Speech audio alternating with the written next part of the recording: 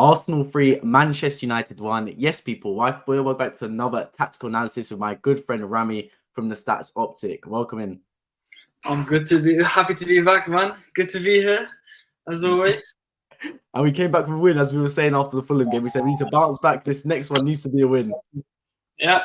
It's got the Stats Optic written all over it, man. As soon as I saw the win, I was like, we're going to be cooking today.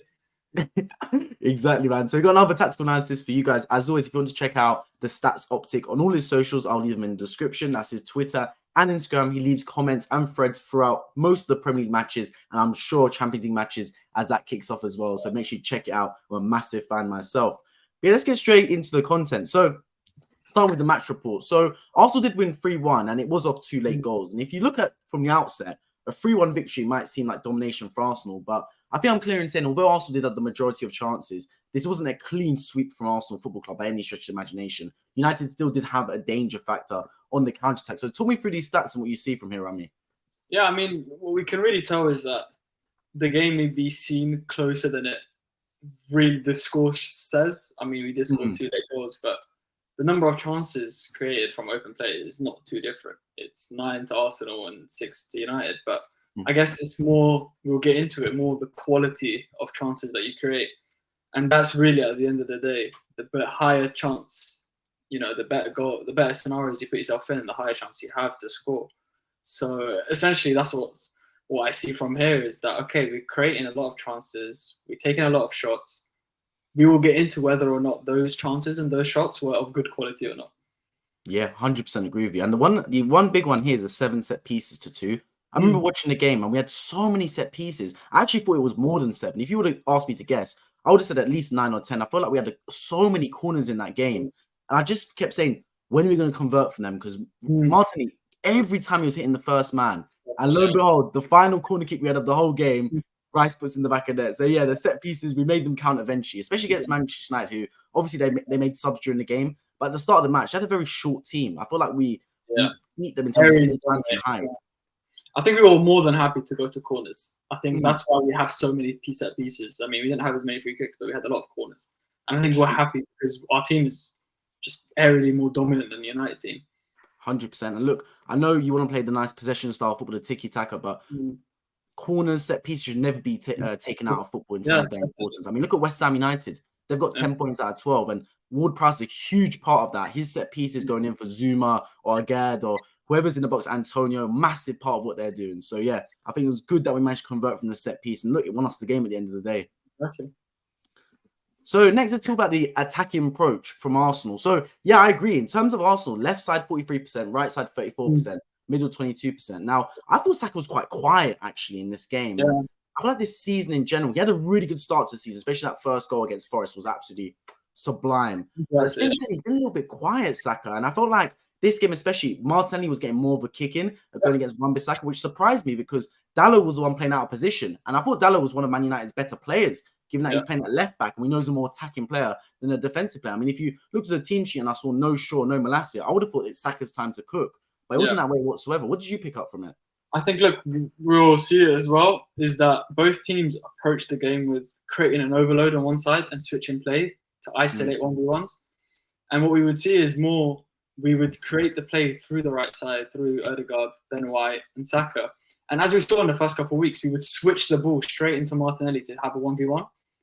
And that's what happened this week as well. We created overload, switched the play, create space for Martinelli, and 1v1s. So I think it was a good matchup for Saka Dalot. I think the right back Dalot, he's right-footed and he's playing at a left back. And when you have a right-footed left back playing against a left-footed right winger, it's going to be harder for Saka to do his traditional cut-ins. So any chances of any underlaps, overlaps were defended quite well. You'd have Rashford coming in and tucking in to close that gap of any underlap, and any overlap, he would just see him through the line because Saka's not going to overlap, or Ben White didn't really overlap as much as we wanted to see through the game.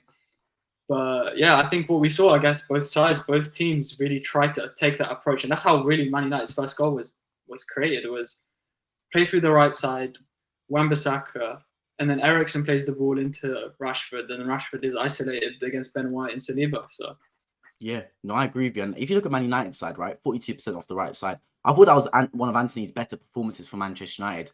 And I think it Yes. helped having Zinchenko invert because I don't know about you, but I'd much rather have a proper fullback, defensive fullback against Rashford than against Anthony. So we 100%. had Ben White, who was a proper defender, defending against Rashford. Of course, the goal, as you said, came from Rashford's side.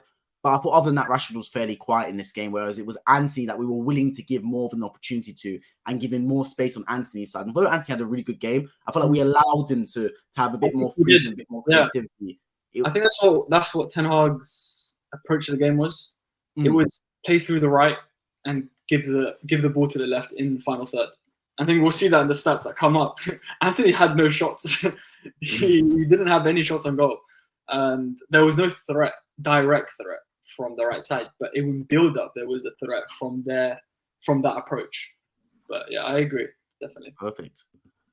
So yeah, now let's talk about the heat map for both teams. So talk us through the Arsenal heat map here. What are you seeing? So look, I see that when we approach the game, when you want dominance on both attacks. You want to have a degree of unpredictability when you come against a side like United. You want to be able to, approach the game and say, okay, Martinelli 1v1 or Saka 1v1, or Nketiah in behind or Nketiah drop deep. We want all of those options. You can even see through the heat map is that you can see our striker didn't go in behind as much. He came more edge of the box. Arsenal's on the left and United's on the right. So I feel like United's approach was really one-sided. It was more get Rashford on the ball, isolate him against the defender, and that was it. And that's what our advantage had. We were able to balance the game more, and we can approach the game at a better angle by saying, okay, whoever's on the ball, we are happy with. But I think United weren't as happy with Anthony in the final third or any attack on the right-hand side. So that's what I see from the game is we were able to control it more. United slowly built up and it had like a more of a slower build-up. That's why we see the heat map more like warmer at the back because they wanted to, Onana wanted to play the ball out, and it was really slow in the first half. I think we saw that quite a lot. Is that United had more possession, but in our half and in the final third, we had a better control. So yeah, that's what I really see from here. No, I agree with you. I feel like me personally, I like a team that presses, especially at home. I feel like you need to be very aggressive. United had a lot of time on the football, especially Onana, as you say. He was happy to just wait on the football until Arsenal made some kind of attack on him. So we afforded United a lot of possession. They weren't really doing anything dangerous with it. They were passing well, but passing more in their first third. The ball kept breaking down as soon as they got anywhere near our box. It seemed like they were bypassing the midfield as well. So yeah, maybe when Amrabat comes in for them after the international break, he could be a real progressive player that can link that defense to attack. But right now, what I saw with Manchester United was a Casemiro defensive midfielder and then a Bruno and Eriksen attacking midfielder. And there wasn't really that legs in between to progress them from defense to attack. So the ball just kept breaking down. As you said, their goal from Marcus Rashford came from a long ball from Eriksen picking up the ball from Havertz in midfield. It wasn't any incisive passes through the middle, and that's shown through this heat map. Perfect. So let's talk about XG. So Arsenal won this game 3-1, right? And our XG was 2.53 to Manchester United 0.98. So you could say deservedly so. Of course, it'll be skewed by the fact that Gabriel Jesus' goals, we'll talk about later in this, had a very high XG. But do you think XG is the be-all and end-all in football? Because I feel like a lot of people look at it and go, that is a stat that matters. That's one of the most important stats. And other people go, it doesn't really matter. Like for example, Declan Rice's goal, it had a 0.05 XG. So many would say don't shoot from that position, but if he doesn't shoot, he doesn't score, as he said in his post-match conference. So what's your thoughts on XG?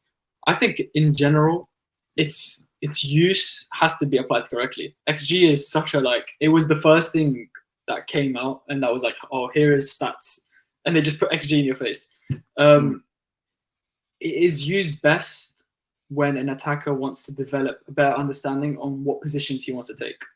If you take a Havertz who's slowly developing and you wanted him to pick up better positions, you will tell him, get into this position, you have double the chance now to score. Be it you score or not, it's a different thing, but you have to put yourself in a better position to get a better chance of scoring.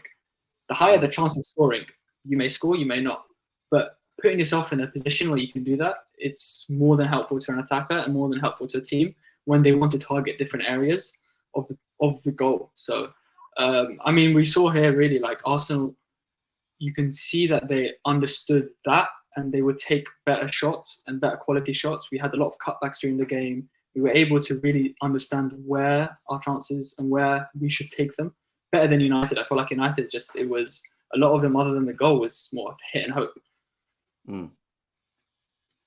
Yeah, no, that makes a lot of sense. I mean, when I look at that game, right, in comparison to the game last year, at least against Manchester United, I felt like this season as a whole, we haven't created many clear-cut chances. I can't really remember us peppering the opposition's goal. If I look at the game yesterday, right, if I look at the real clear chance we could have scored, the Odegaard one was a very good chance, but that's also Odegaard's patented finish. It's not an easy chance for most players in the world. The Jesus goal, of course, that's a nailed-on should score one-on-one. Then I look at Saka's chance in the second half as well, where he just passed it to Onana when he should have done much better with that. But other than that, did we really have any clear-cut chance? I think even Gabriel Martinelli's shot off the corner where it went just wide. That wasn't an easy chance. He made it look like it was a really good chance. So I still do think that we're not creating clear-cut chances enough. So I feel like this 2.53 XG is a little bit skewed, but I 100% agree with you in the fact that it is very good stat for attackers to look at and go, look, if I do this or if I shoot from this angle, if I take this touch, then my chance of scoring go up. But at the same time, right, goals are goals. I think if you're any fan on the planet, they'd rather win the game having less XG than the opponent than losing the game and having more XG. Exactly, for sure. Perfect. So now let's talk about the shots taken from Arsenal. So Arsenal, Man United, as you said, Anthony had 0 shots, highlighted by the 0% right-hand side for Manchester United. We had a lot of shots down the middle. Now, was that purposeful in terms of what we're planning to do? I guess shooting in the middle gives you more chance of scoring, right? Because you can aim at both corners in the goal equally, and it's harder to stop as a goalkeeper. I feel like for Arsenal, the biggest thing was our cutbacks.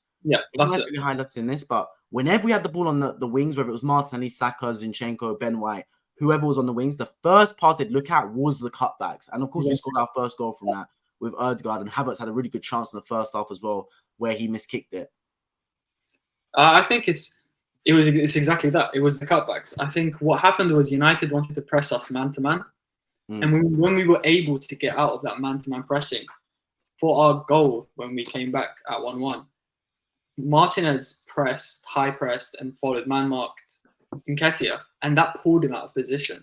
And when that pulled him out of position, we had Odegaard in a free isolated space on the edge of the box, and that really what happened, and that's how it created the shot and it created the goal. A lot of the times we realized that on both sides we were really, pinned down on each side. United wanted us in a funny way to play down the middle. They wanted to take the ball off us on the wings and then counter. And when that didn't happen for United, when we beat their press, the ball came back more in the middle, in middle areas, and that's where we were able to take more shots and take better quality shots. Right. Yeah, it's a really interesting one. So move on here then. The average player positions for both teams, right?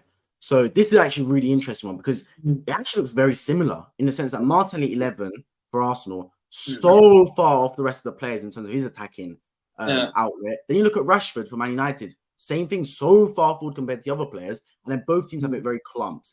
Now, bar Martinelli, the rest of that, in terms of what I'm seeing here, I would expect that. I think Havertz was deeper than I would have expected. He's basically right next to Declan Rice. But once again with Declan Rice, the same point we made a couple of weeks ago and last week, right in the middle of the pitch again, his average player position. Yeah, I think it's just a credit to his work rate. He was all over the pitch. He was cutting in any passing lanes that basically United wanted to play a double pivot. And a double pivot between Eriksen and Casemiro. And any time that would happen, you have Declan Rice just there cutting in any passing lanes through to the wings to Anthony, or through to Rashford, or through to Bruno. And that's why he's so involved in the middle areas, because his role was really just to tackle that double pivot when United wanted to play out. But again, it shows sort of similar, both teams. Both wanted to do the overload and then switch onto one side. But I think Arsenal had a more controlled structure because we understand that Odegaard, Saka and White, you can see them, 4-7-8, were closer together, and they always are closer together. Whereas United, like I said, it was build up on one side and switch to the other. So you can see it's more heavily loaded. But for us, it's more of a link, a triangle in a way, that a constant triangle moving along the pitch up and down. Exactly, yeah. And I do feel like this game, especially as we reverted back to our normal formation, as we had from last season, the 4 defenders being White, Saliba, Gabriel, and Zinchenko, we just have that partnership or that trio back again with Odegaard, Saka, and Ben White linking up more often. Going back onto that Declan Rice point, as we said, right in the middle of the park, I look at the defensive midfielders as the one position on the football pitch that can really show the control and dictation of a football game. If you look at Casemiro's average position in comparison to Declan Rice's average position, Rice is more central and also more offensively forward in the play than Casemiro. That shows, I believe, that Arsenal had a more firmer grasp on this game. And because when you look at the CDM smack bang center of the pitch, they've got the dictation, they've got the control, they're dictating the flow of the match. If I look at Man City's heat maps and their average positions, I'd expect Rodri to be smack bang in the middle, for example. So I really do like that in multiple weeks now we've seen Declan Rice control that central position. Yeah. So now let's start to look at some clips from the game. So this was a feature throughout the whole first half, especially. United built out the back in a 3-1, but Onana acting as a third central defender. So many times Onana would drift out of his penalty box and be that third player. And I feel like it took us a little bit by surprise. I said how I like us being very aggressive as the home team to press. We weren't pressing that much. Now, I was putting it down a little bit to the heat. It was very hot that Sunday in North London. But also, it's strange because normally Odegaard's the first to press and Nketiah joins Martinelli, Saka. But we seemed a little bit unsure. It's like we didn't want to press too much because maybe we were scared that they would pick us off on the counter-attack. So we didn't want to commit too many bodies. But I did feel like we gave an awful lot of time to Annan. And I think he made more passes than any other player that United had on the football pitch. Yep. I think he made 52, if I'm not wrong. There was a crazy graphic of him playing straight verticals onto the wings. But yeah, I think in a funny way, we allowed it because I think we were expecting it. We expected Onana to act as that third central defender to come right bang in the middle because I think they've done that before with him. But it was more controlled pressing.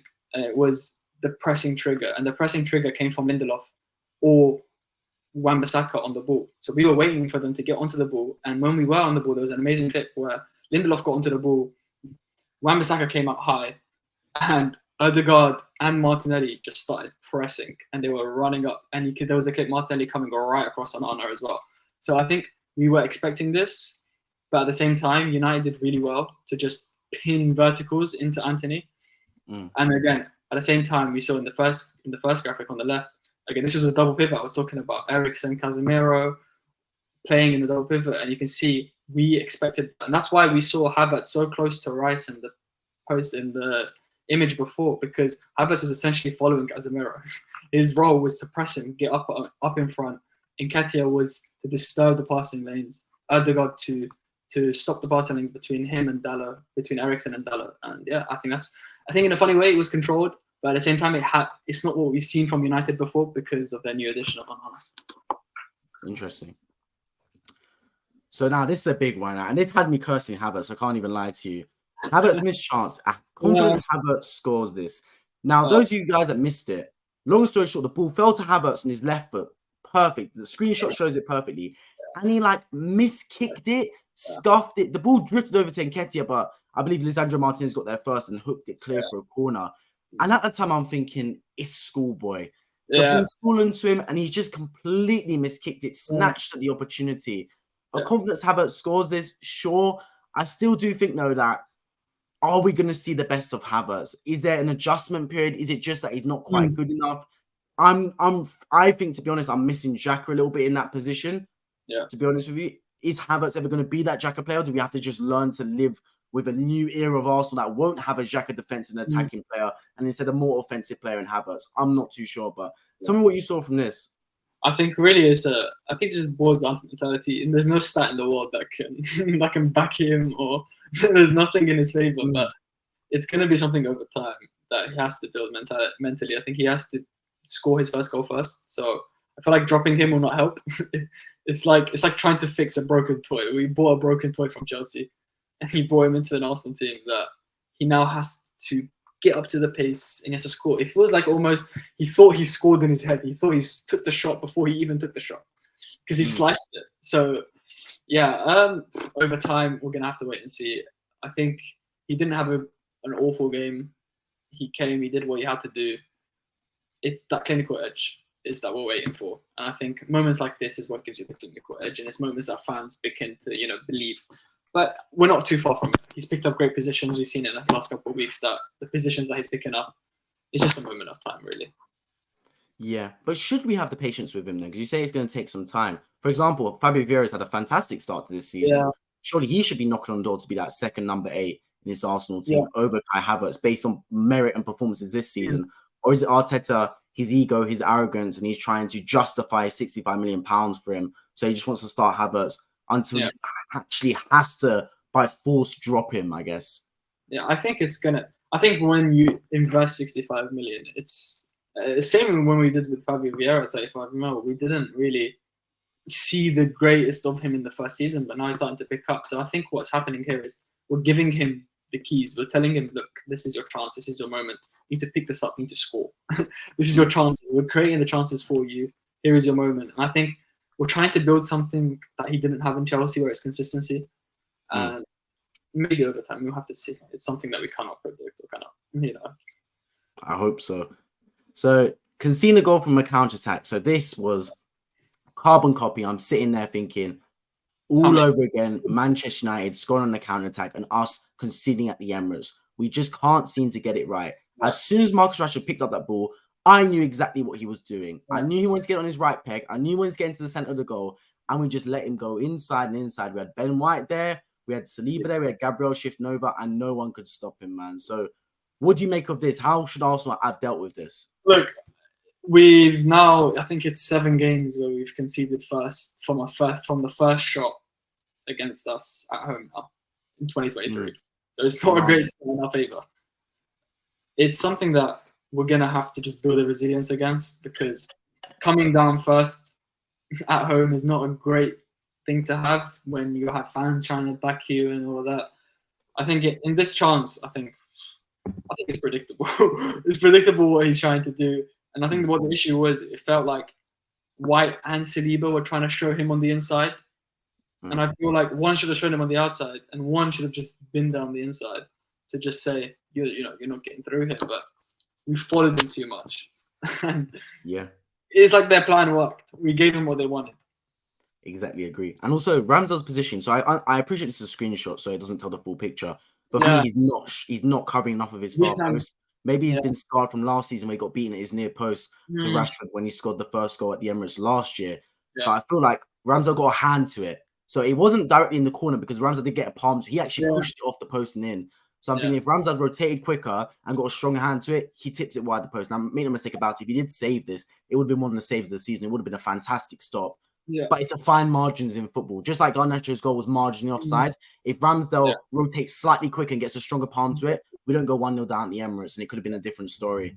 But little things like that, as you said, conceding first 7 times in 2023 at the Emirates off the first shot, not good enough from Arsenal one bit, and it needs to change, because any team that wants to win anything big has to have their defense as their foundation, as their bedrock. There's a quote that always says, attack wins games, defense wins championships. You need that foundation, you need that bedrock. You need to be trusting your defense. They can keep out goals, and that gives your attack the license to do their thing. So even when your attack's not firing, at least know you can count on your defense to not lose you that football match.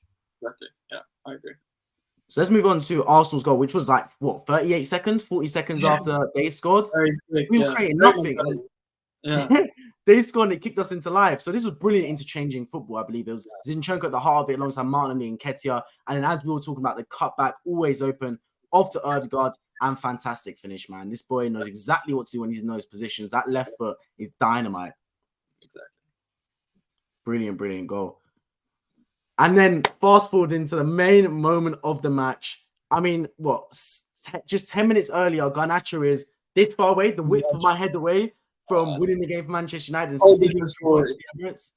Like this close. And we spoke about how Arsenal had 7 set pieces, right? You showed the stats earlier. Finally, we scored from one. What was the key for this goal? Was it delivery by Saka? Was it the block by Gabriel? Was it position of Declan Rice? What was the key to this? Just a combination. I think it's poor. I think it's more poor from United. United were slow to get out the block. The ball came in. Declan Rice had so much time. It felt like time was going so slow when I was rewatching this. It felt like he had so much time to he said it himself, he controlled it off his chin and was able to bring it down, angle his body, and then take the shot near post. Just in our favour. You create your own luck. That's what I say all the time. You create your own luck. 100%. And obviously, I was too much in a shock to realize they'd gone in to really think about it. But it dawned on me after watching the replays about 500 times over Twitter, on YouTube, and everything of this match, because that's what Arsenal fans do when you win last second, right? Especially against Manchester United. 100%, But the more I watched it, the more I realized, why did he shoot? I mean, the XG I mentioned earlier was 0.05. And I'm not an XG merchant by any stretch of the imagination. I'm more of a qualitative individual that likes to judge it on what I see rather than what the numbers give me.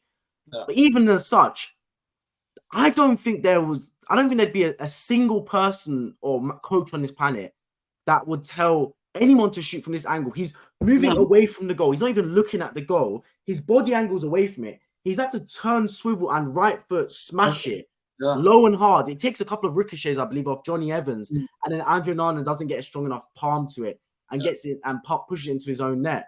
But I'm sitting there thinking, wow, like the confidence to take that up in the 96th minute, 2 minutes before the game ends, rather than, as he said in the post-match conference, rather than as he would have done in the past, lay it off to Fabio Vieira or hook it back into the box. It's just crazy. But look, you don't shoot, you don't score. Exactly, yeah. Created his own confidence. Just shows how confident he is right now in his own abilities. So credit to him. It's a great. We need individual. When you spend 100 million, you need individual excellence to shine at moments like this, and he stepped up. 100%, man. Stepped up big time, Declan Rice. And then, of course, the goal that sealed it at the end, sent the Emirates into Bedlam. So this is interesting, right? Because prior to the shot, obviously Diego Dalot was gaining on him fast and slid across. You're saying it was a 0.25 XG chance prior. Yeah. And then as soon as he did the dummy and opened up the angle by going into the center of the goal, he turned it into a 0.79 XG. Yeah. Basically, what, 3x his chance of scoring right there? Yeah. So he just did well because his body position when he had it on his left foot wasn't in his favor. He had Johnny Evans just closing down the angle completely. And when he was able to twist his body and now open it up onto his favored foot, you now have a clear chance at goal because you're so close. And the closer you are, the higher chance you get. And it's a better quality chance now because he's had time to just angle himself. So yeah, that's why the chance is so high, and it's 3 times. And you did brilliantly slot into the corner as well. Yeah.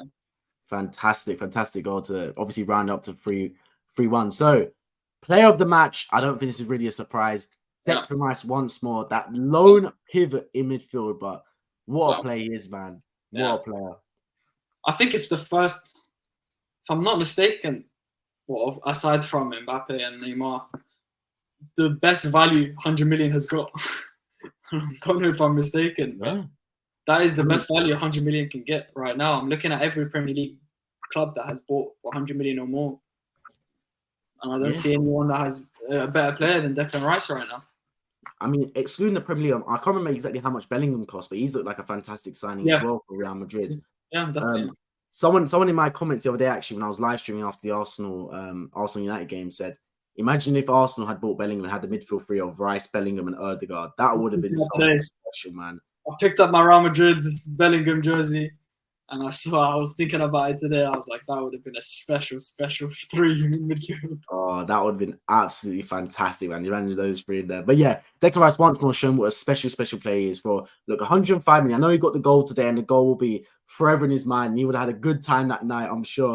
But the big thing about Declan Rice is his interceptions. I mean, there's one clip I remember during the game, right? And you'll probably be able to find it on Twitter, where the ball goes into Bruno Fernandes, and just before it goes into Bruno Fernandes, he sprints, like he literally, it's a split second before, but he notices the danger, sprints in and just takes it off and steals it off him with such panache and confidence, and then sets us off on a counter-attack to Martinelli. It's just little things like that, man. The pace, the awareness, such a good footballer.